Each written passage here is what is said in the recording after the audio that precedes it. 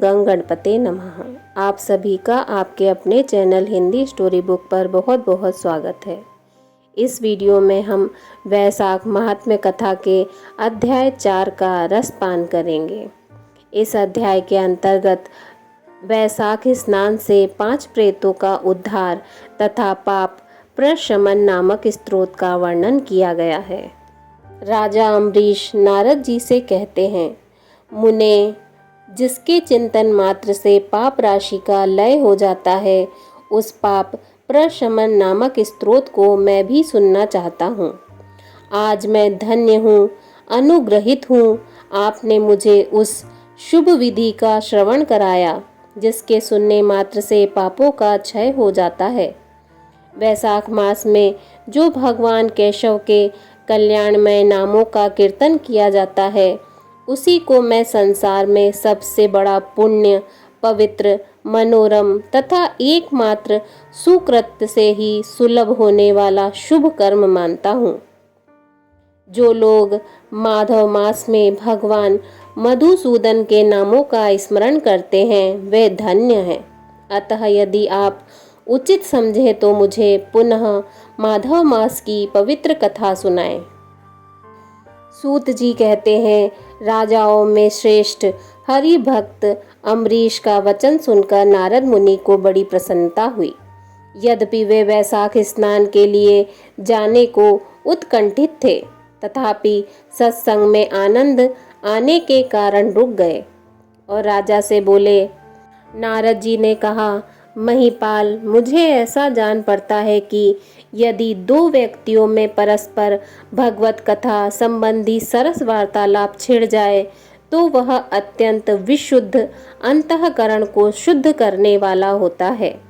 आज तुम्हारे साथ जो माधव मास के महात्म्य की चर्चा चल रही है, वह वैशाख स्नान की अपेक्षा अधिक पुण्य प्रदान करने वाली है, क्योंकि माधव मास के देवता भगवान श्री विष्णु हैं, जिसका जीवन धर्म के लिए और धर्म भगवान की प्रसन्नता के लिए है, तथा जो रातों दिन पुण्योपार्जन में ही लगा रहता है, उसी को इस पृथ्वी पर मैं वैष्णव मानता हूँ।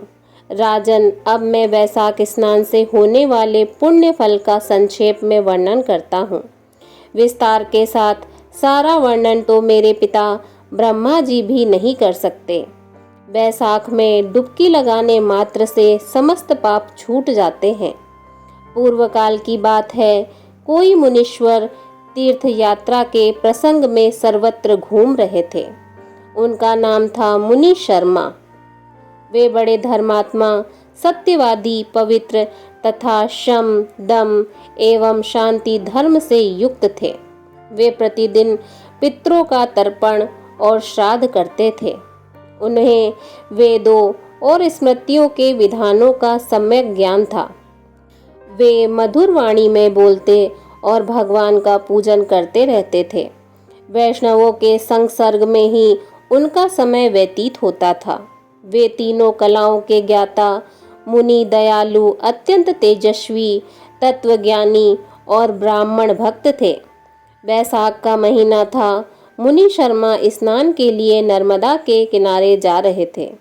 उसी समय उन्होंने अपने सामने 5 पुरुषों को देखा, जो भारी दुर्गति में फंसे हुए थे। वे अभी अभी एक दूसरे से मिले थे। उनके शरीर का रंग काला था।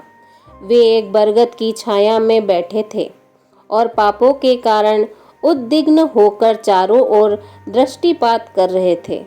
उन्हें देखकर द्विजवर मुनि शर्मा बड़े विस्मय में पड़े और सोचने लगे, इस भयानक वन में ये मनुष्य कहाँ से आए। इनकी चेष्टा बड़ी दयनीय है, किंतु इनका आकार बड़ा भयंकर दिखाई देता है। ये पाप भागी चोर तो नहीं है। विप्रवर मुनि शर्मा की बुद्धि बड़ी स्थिर थी। वे ज्यों ही इस प्रकार विचार करने लगे, उसी समय उपयुक्त 5 पुरुष उनके पास आए और हाथ जोड़कर मुनि शर्मा से बोले। उन पुरुषों ने कहा, विप्रवर, हमें आप कल्याणमय पुरुषोत्तम जान पड़ते हैं। हम दुखी जीव हैं। अपना दुख विचार कर आपको बताना चाहते हैं। द्विजराज, आप कृपा करके हमारी कष्ट कथा सुने। देववश जिनके पाप प्रकट हो गए हैं, उन दीन दुखी प्राणियों के आधार आप जैसे संत महात्मा ही हैं।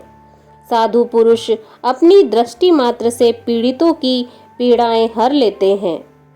मैं पांचाल देश का क्षत्रिय हूँ। मेरा नाम नरवाहन है। मैंने मार्ग में मोहवश बाण द्वारा एक ब्राह्मण की हत्या कर डाली।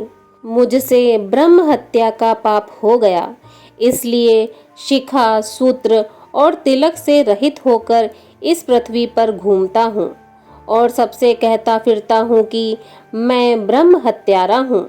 मुझ महापापी ब्रह्मघाती को आप कृपा की भिक्षा दें। इस दशा में पड़े पड़े मुझे 1 वर्ष बीत गया। मैं पापों में जल रहा हूँ। मेरा चित्त शोक से व्याकुल है तथा ये जो सामने दिखाई देते हैं, इनका नाम चंद्र शर्मा है। ये जाति के ब्राह्मण हैं। इन्होंने मोह से मलिन होकर गुरु का वध किया है। मगध देश के निवासी हैं। इनके स्वजनों ने इनका परित्याग कर दिया है। ये भी घूमते घामते देवात यहाँ आ पहुँचे हैं। इनके भी न शिखा है न सूत्र। ब्राह्मण का कोई भी चिन्ह इनके शरीर में नहीं रह गया है। इनके सिवा जो ये तीसरे व्यक्ति हैं, इनका नाम देव शर्मा है। स्वामिन, ये भी बड़े कष्ट में हैं। ये भी जाति के ब्राह्मण हैं, किंतु मोहवश वैश्या की आसक्ति में फंसकर शराबी हो गए थे। इन्होंने भी पूछने पर अपना सारा हाल सच सच कह सुनाया है। अपने प्रथम पापाचार को याद करके इनके हृदय में बड़ा संताप होता है। ये सदा मनस्ताप से पीड़ित रहते हैं। इनको इनकी स्त्री ने, बंधु बांधवों ने तथा गांव के सब लोगों ने वहां से निकाल दिया है।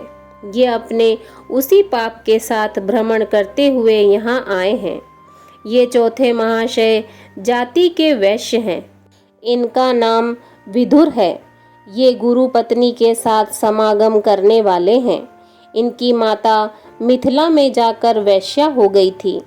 इन्होंने मोहवश 3 महीनों तक उसी का उपभोग किया है, परंतु जब असली बात का पता लगा है तो बहुत दुखी होकर पृथ्वी पर विचरते हुए ये भी यहाँ आ पहुँचे हैं।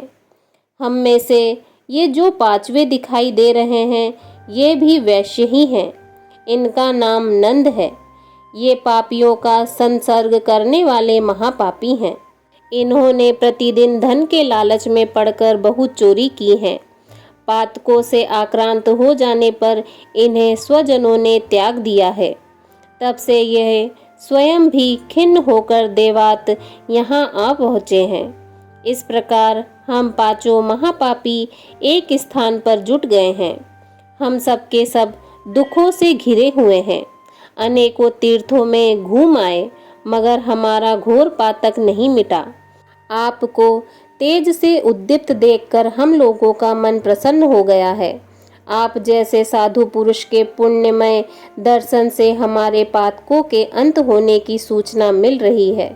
स्वामिन, कोई ऐसा उपाय बताइए जिससे हम लोगों के पापों का नाश हो जाए। प्रभु, आप वेदार्थ के ज्ञाता और परम दयालु जान पड़ते हैं। आपसे हमें अपने उद्धार की बड़ी आशा है। मुनि शर्मा ने कहा, तुम लोगों ने अज्ञानवश पाप किया है, किंतु इसके लिए तुम्हारे हृदय में अनुताप है तथा तुम सबके सब सत्य बोल रहे हो। इस कारण तुम्हारे ऊपर अनुग्रह करना मेरा कर्तव्य है। मैं अपनी भुजा ऊपर उठाकर कहता हूँ, मेरी सत्य बातें सुनो। पूर्व काल में जब मुनियों का समुदाय एकत्रित हुआ था, उस समय महर्षि अंगिरा के मुख से मैंने जो कुछ सुना था वही वेद शास्त्रों में भी देखा। वह सबके लिए विश्वास करने योग्य है। मेरी आराधना से संतुष्ट हुए स्वयं भगवान विष्णु जी ने भी पहले ऐसी ही बात बताई थी। वह इस प्रकार है, भोजन से बढ़कर दूसरा कोई तृप्ति का साधन नहीं है। पिता से बढ़कर कोई गुरु नहीं है। ब्राह्मणों से उत्तम दूसरा कोई पात्र नहीं है तथा भगवान विष्णु से श्रेष्ठ दूसरा कोई देवता नहीं है। गंगा की समानता करने वाला कोई तीर्थ, गोदान की तुलना करने वाला कोई दान, गायत्री के समान जप, एकादशी के तुल्य व्रत, भार्या के सदृश मित्र, दया के समान धर्म तथा स्वतंत्रता के समान सुख नहीं है। गृहस्थ से बढ़कर आश्रम और सत्य से बढ़कर सदाचार नहीं है। इसी प्रकार संतोष के समान सुख तथा वैशाख मास के समान महान पापों का अपहरण करने वाला दूसरा कोई मास नहीं है। वैशाख मास भगवान मधुसूदन को बहुत प्रिय है। गंगा आदि तीर्थों में तो वैशाख स्नान का सुयोग अत्यंत दुर्लभ है। उस समय गंगा, यमुना तथा नर्मदा की प्राप्ति कठिन होती है। जो शुद्ध हृदय वाला मनुष्य भगवान के भजन में तत्पर हो पूरे वैशाख भर प्रातः काल गंगा स्नान करता है, वह सब पापों से मुक्त होकर परम गति को प्राप्त होता है। इसीलिए पुण्य के सारभूत इस वैशाख मास में तुम सभी पातकी मेरे साथ नर्मदा तट पर चलो और उसमें गोते लगाओ। नर्मदा के जल का मुनि लोग भी सेवन करते हैं। वह समस्त पापों के भय का नाश करने वाला है। मुनि के यूं कहने पर वे सब पापी उनके साथ अद्भुत पुण्य प्रदान करने वाली नर्मदा की प्रशंसा करते हुए उसके तट पर गए। किनारे पहुंचकर ब्राह्मण श्रेष्ठ मुनि शर्मा का चित्त प्रसन्न हो गया। उन्होंने वेदोक्त विधि के अनुसार नर्मदा के जल में प्रातः स्नान किया। उपर्युक्त पांचों पापियों ने भी ब्राह्मण के कहने से जो ही नर्मदा में डुबकी लगाई, त्यों ही उनके शरीर का रंग बदल गया। वे तत्काल सुवर्ण के समान कांतिमान हो गए। फिर मुनि शर्मा ने सब लोगों के सामने उन्हें पाप प्रशमन नामक स्तोत्र सुनाया। भूपाल, अब तुम पाप प्रशमन नामक स्तोत्र सुनो। इसका भक्ति पूर्वक श्रवण करने से भी मनुष्य पाप राशि से मुक्त हो जाता है। इसके चिंतन मात्र से बहुतेरे पापी शुद्ध हो चुके हैं। इसके सिवा और भी बहुत से मनुष्य इस स्रोत का सहारा लेकर अज्ञान जनित पापों से मुक्त हो गए हैं।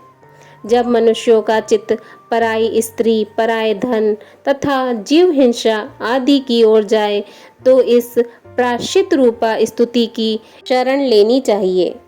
वैशाख मास महात्म्य अध्याय 4 संपूर्ण। जय श्री राधे कृष्णा।